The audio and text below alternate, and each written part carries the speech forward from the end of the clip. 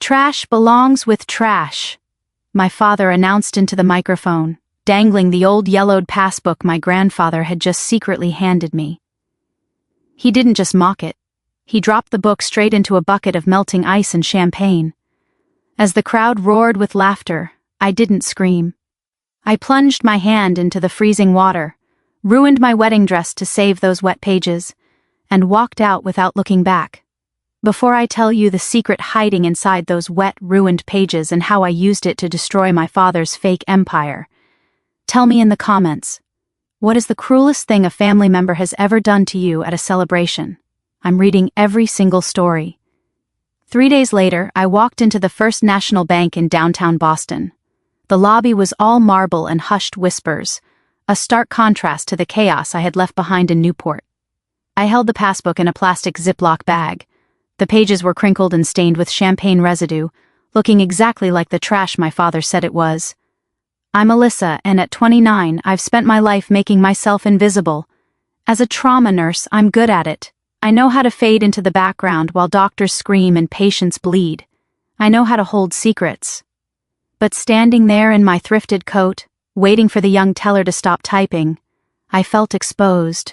I need to check the balance on this, I said, sliding the bag across the polished counter. It was a gift. The teller, a girl no older than 20, picked it up with 2 fingers, her nose wrinkling slightly. She typed in the account number, probably expecting an error message or a balance of 0. Then she stopped. Her fingers hovered over the keys. She blinked, leaned closer to the screen, and the color drained from her face. "Ma'am," she whispered, her voice trembling. "Please wait here. Do not leave." She didn't press a silent alarm, but she might as well have. Within seconds, the branch manager and a man in a bespoke suit, the regional director, were rushing toward me. They didn't look at my cheap coat. They looked at me like I was royalty in exile. "Miss Mercer," the director said, ushering me toward a heavy steel door in the back. "Please, we've been waiting for this account to be claimed for a very long time."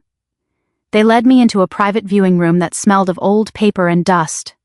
As they went to retrieve the file, I sat in the leather chair and closed my eyes. And suddenly, I wasn't in a bank vault. I was 12 years old again, kneeling on the hardwood floor of my father's study. Richard sat in his armchair, swirling a glass of scotch, watching me. He had spilled it on purpose. I knew he had, but the rule was simple. Girls clean, boys conquer.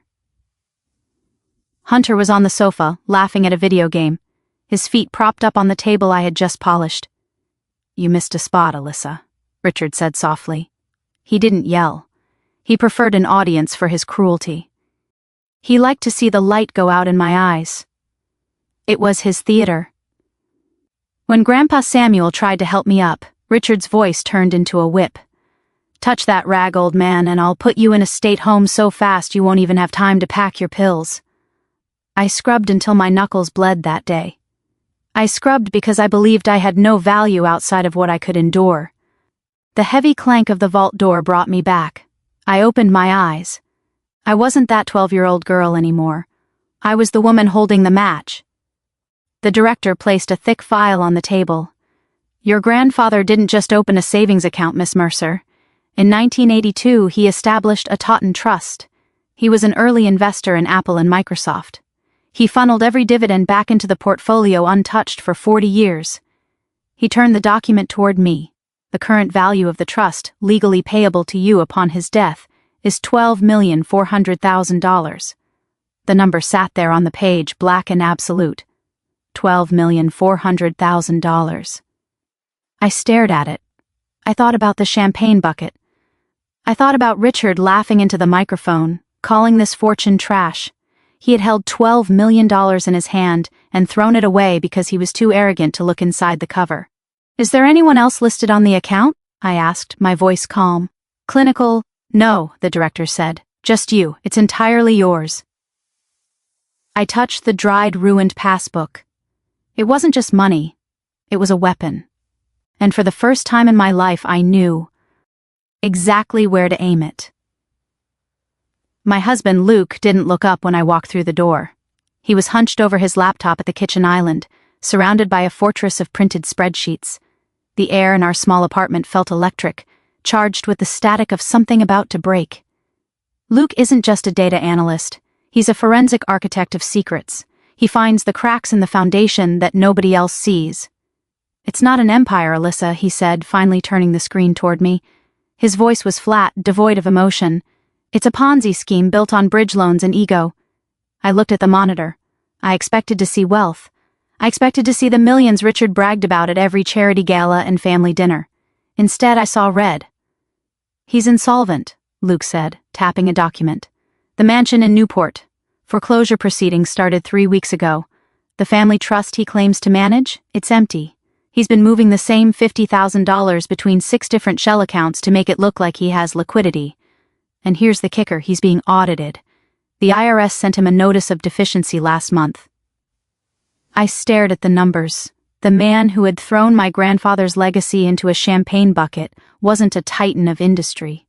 He was a drowning man flailing in a sea of debt. He didn't just want money. He needed it to stay out of federal prison. My phone rang. It was him. I put it on speaker. Luke stopped typing. "Alyssa." Richard's voice filled the kitchen. There was no apology, no hesitation, just the brash confidence of a man who believed he still owned the world. "I've been thinking about that shack your grandfather left you, the cottage." "What about it?" I asked.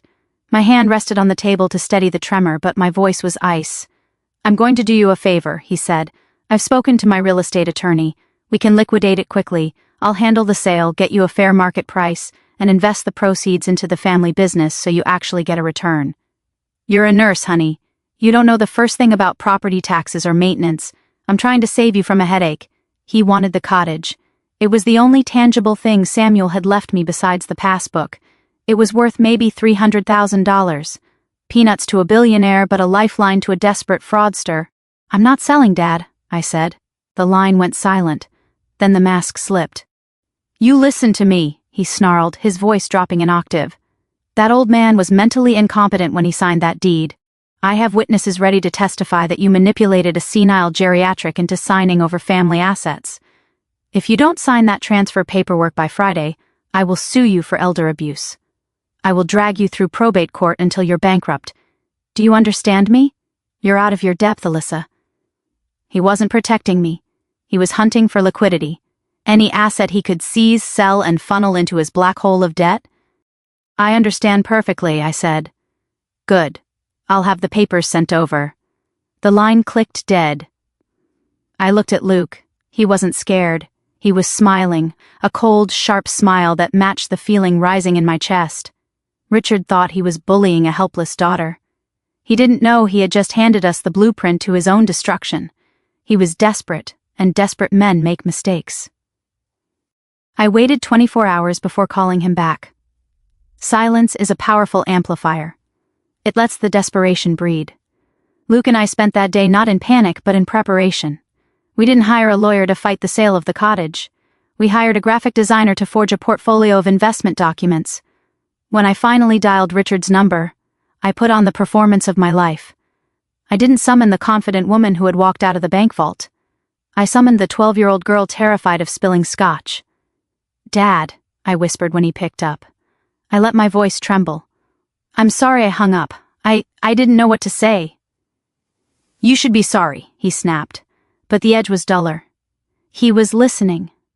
"It's not just the cottage," I said, pitching my voice to the perfect frequency of naive panic. "I went to the bank. The passbook. It wasn't empty." The line went dead silent. I could practically hear him doing the mental calculus. "How much?" he asked. The greed leaked through the phone like oil. $12 million, I choked out. $12 million. "But Dad, I don't know what to do. The bank managers started talking about capital gains taxes and federal audits, and I think I'm in trouble. If the IRS finds out I have this, they'll take half of it. I don't know how to hide it." It was the perfect bait. I handed him exactly what he believed about me, that I was weak, stupid, and incapable of handling power. And I handed him exactly what he needed, a massive injection of liquidity to cover his own crimes. "Listen to me very carefully, Alyssa," he said. His voice transformed instantly from bully to savior. It was chilling. "Do not sign anything with the bank. Do not talk to any lawyers. You bring that paperwork to me. I can shelter it under the family trust. We can classify it as a pre-existing asset.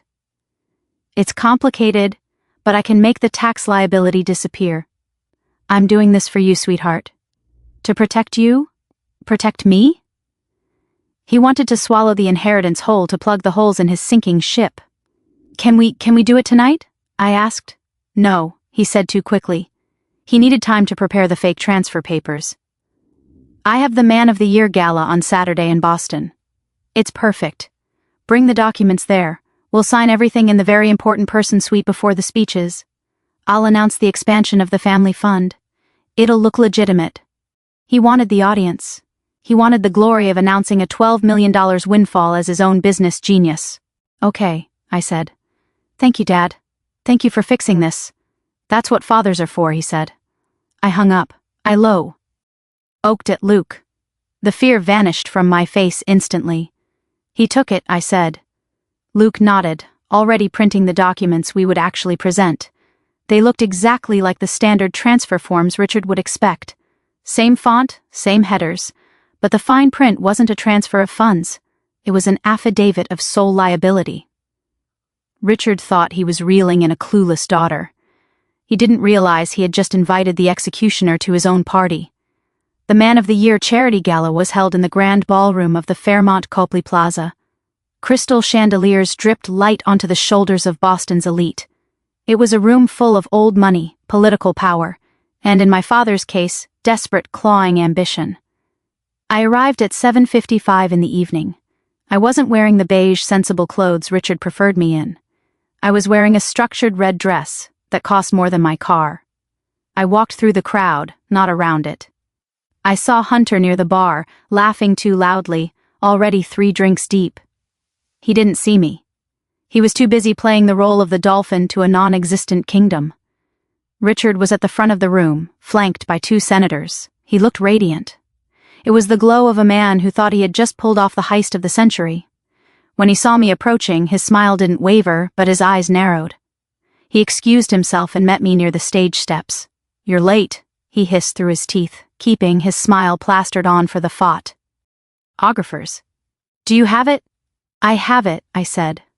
I held out the blue leather presentation folder. He snatched it from my hand. His greed was a physical force, vibrating off him like heat. "Is it all there?" he asked. "The transfer authorizations, the power of attorney. It's all there, Dad, just like you asked. It puts the entire $12 million under the control of the family trust.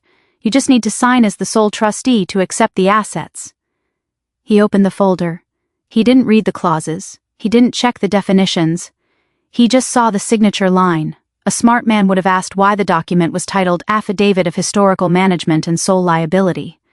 A smart man would have wondered why the dates listed went back 20 years, linking him retroactively to every shell company listed in the appendix. But Richard wasn't smart. He was arrogant. He believed so fully in his own dominance that he couldn't conceive of a world where I was the threat.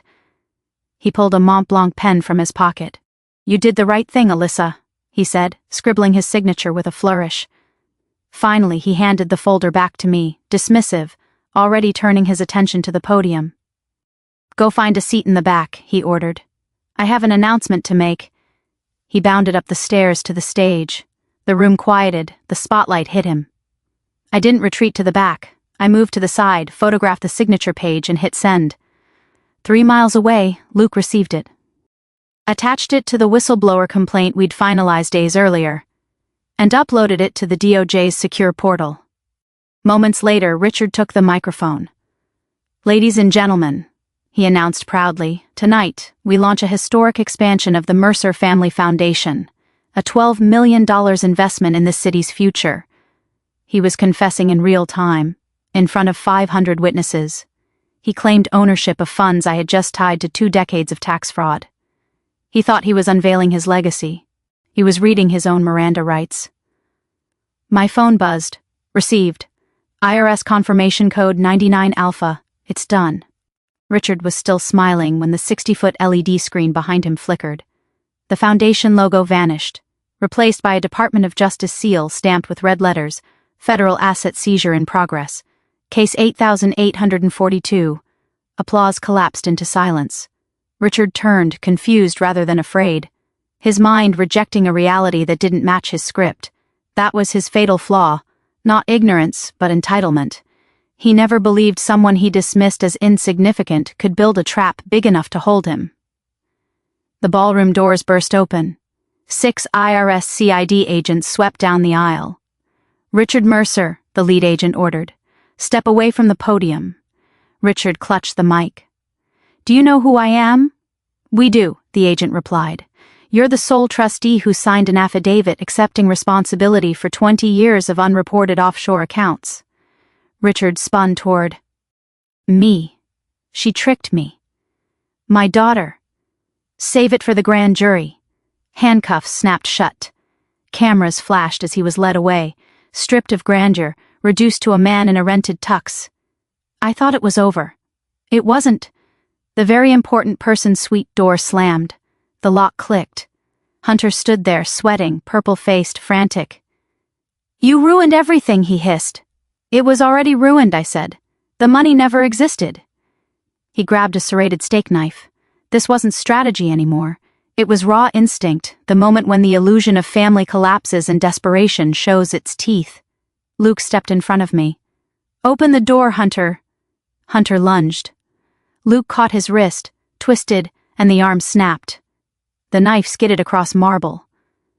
When agents forced the door open, my brother was sobbing, not from pain but from irrelevance. That was 3 weeks ago. This morning, Newport smells like salt and fresh coffee. I'm sitting on the porch of my cottage, mine. I fixed the roof, cleared the ivy, made it a home. Richard was denied bail. His assets are frozen, his empire liquidated. Hunter took a plea. No inheritance awaits him, only work. I burned the affidavit on the porch. I don't need it anymore. The IRS and DOJ already have everything that matters. This page was just the fear I used to carry. Luke sits beside me. The trust transfer is complete. It's all yours.